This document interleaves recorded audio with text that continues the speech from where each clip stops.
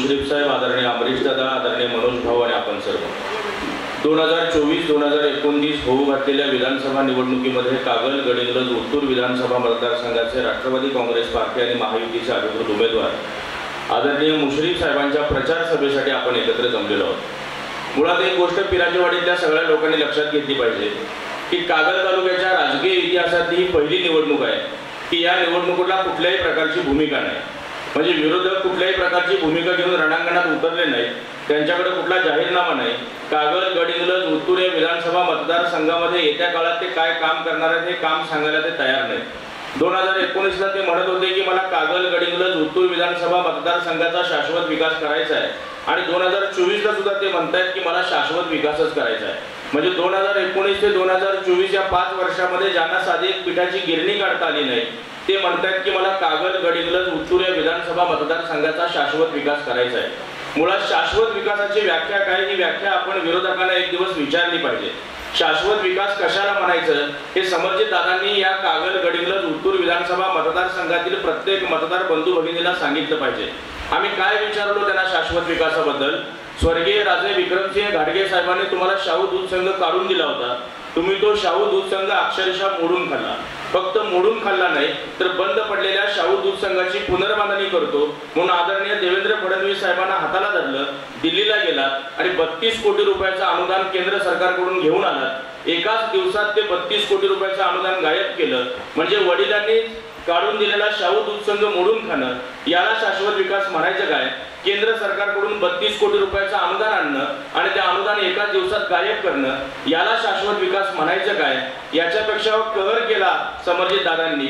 संचालकांनी सभासदांना विश्वासात न घेता स्वर्गीय राजे विक्रमसिंह घाटगे साहेबांनी काढून दिलेला शाहू दूध संघ पंजाबच्या सिंग नावाच्या व्यापाऱ्याला परस्पर विकलाच होता।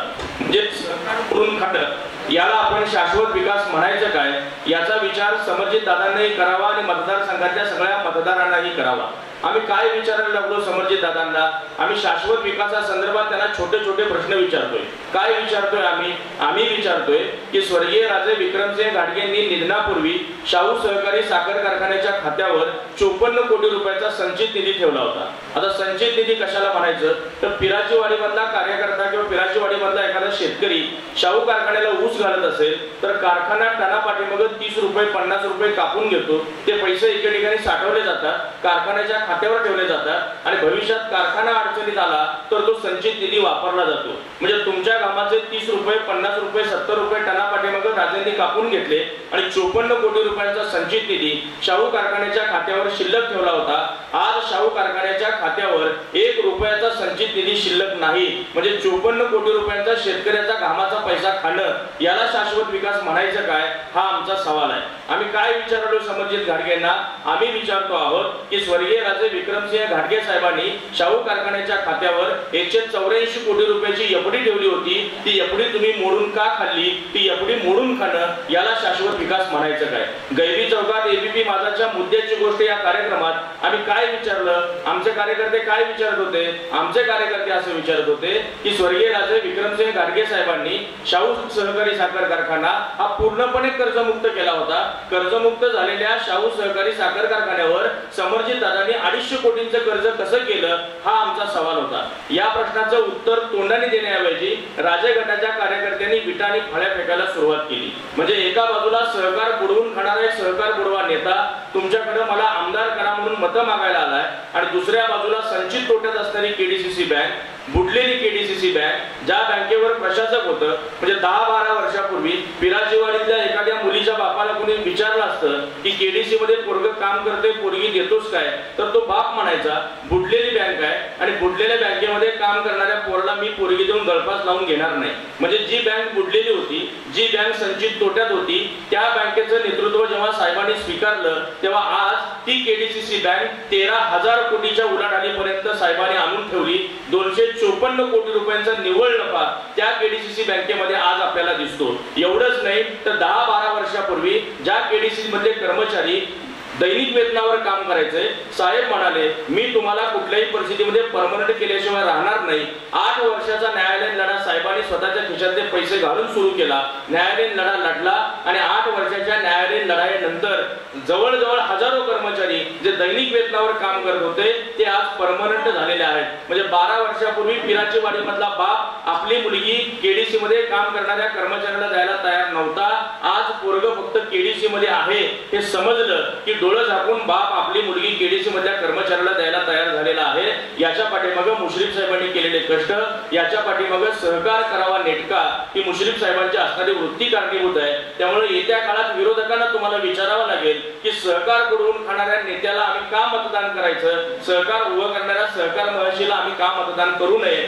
हाही प्रश्न या मतदारसंघामध्ये आपण विरोधकांना विचारला पाहिजे। ते काय सांगतायत आम्हाला, ते 24 तारखेला फॉर्म भरताना काय म्हणाले, कागलच्या छत्रपती शिवाजी महाराजांच्या पुतळ्यासमोर अत्यंत बालिश भाषण केलं। म्हणजे मगाशी त्या मुलगीनं अत्यंत वैचारिक भाषण केलं, त्याच्यापेक्षा अतिशय बालिश भाषण राजेंनी केलं। राजे काय म्हणाले कागलमध्ये, मी फॉर्म भरणार आहे हे कळाल्याबरोबर माझ्या दारात लिंबू मिरच्या आणि अंगाऱ्याच्या पुढे येऊन पडल्या। आम्ही काय सांगतोय राजेंना, अहो राजे पिराचीवाडीमध्ये एखाद्या माणसानं 25-30 लाखाचं घर बांधलं तर सुरक्षेच्या कारणासाठी तो दारात 5-10 हजार रुपयाचा सीसीटीव्ही कॅमेरा लावतो। तुम्ही सांगता की मी छत्रपती शाहू महाराजांच्या जनगणनेच्या 4थ्या पिढीच्या रक्ताचा वारसदार आहे।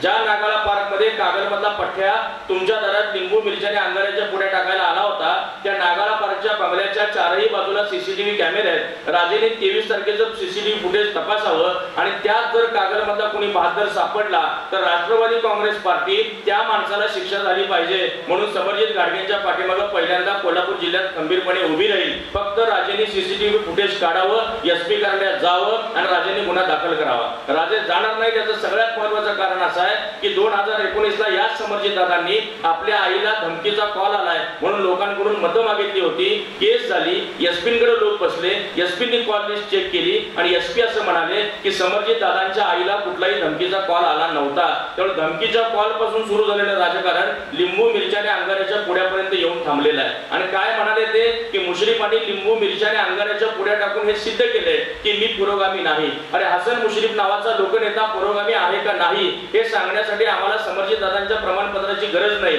अल्पसंख्याक समाजात जन्माला येणाऱ्या या माणसानं 750 पेक्षा जास्त हिंदूंची मंदिरं बांधली, एवढा सहिष्णू नेता महाराष्ट्राच्या आजवरच्या राजकारणात आम्ही बघितला नाही। वारकऱ्यांचा आणि साहेबांचा एक अत्यंत जिव्हाळ्याचं नातं आहे। ज्ञानेश्वरी आणि हरिपाठाच्या वाटपापासून कीर्तन सोहळे ते कीर्तन परिषद भरवण्यापर्यंत या आषाढी वारीला माझा वारकरी पावसात भिजत कसा जाईल हा संवेदनशील प्रश्न जेव्हा साहेबांना पडला तेव्हा मुश्रीफ फाउंडेशनच्या वतीनं साहेबांनी 25,000 रेनकोटचं वाटप केलं आणि मग माझा वारकरी सुखरूप वारीला जाऊ शकला। म्हणजे एका बाजूला सर्वसामान्य माणसाशी नातं ठेवणारा आणि त्या माणसाचं पुरोगामी पण जर तुम्ही सांगत असाल तर ज्या छत्रपती शाहू महाराजांचा तुम्ही वारसा सांगता, ज्या शाहू महाराजांनी 1902 साली 50% दलितांना नोकरीत आरक्षण दिलं, त्यांना शिक्षण दिलं, त्यांना रोजगार दिला, दलितांना जमिनी दिल्या, धनगरांना दिल्या, वडर समाजाला जमिनी दिल्या, रामोशांना जमिनी दिल्या, दिलेल्या जमिनी संरक्षित कुळ न ठेवता शाहू महाराजांनी त्यांच्या नावावर केल्या, त्या छत्रपती शाहू महाराजांच्या जनगणनेच्या रक्ताचा वारसा सांगता आणि सिडनेरी मधल्या 22 कुटुंबांची 5.5 एकर दलितांची जमीन तुम्ही हिसकावून घेता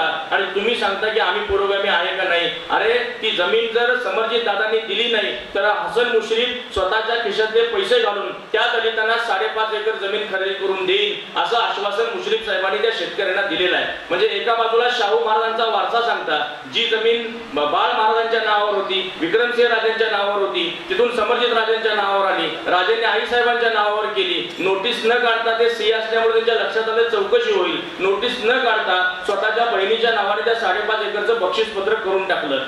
जे पत्रक आम्ही छापलेलं ते पत्रक सगळ्यांनी वाचा आणि राजांना विचारा की एका बाजूला छत्रपती शाहू महाराजांनी दलितांविषयी एक संवेदनशील भूमिका घेतली होती, त्यांचा वारसा सांगता आणि त्याच दलितांची तुम्ही जमीन काढून घेता। म्हणजे आमचं केशव खटिंग म्हणाले होते की तुम्ही वावर घेताय म्हणजे नुसतं आमचं वावर घेताय का, तर तुम्ही वावर घेताय म्हणजे आमचं नुसतं वावर घेत नाही तर तुम्ही आमचा हजारो वर्षाचा इतिहास, पुराण, शास्त्र सगळं घेताय। राजे दुर्बिणीतून काय बघताय, शेताच्या बांधावर या आणि नजरेतून बघा, नजरेच्या एका टप्प्यात मावता अख्खं शिवार आईच्या गर्भाशयासारखं। म्हणजे आईसारखं प्रेम करणारा शेतकरी हा शेतीवर प्रेम करत असतो, ती शेती तुम्ही हिसकावून घेतली।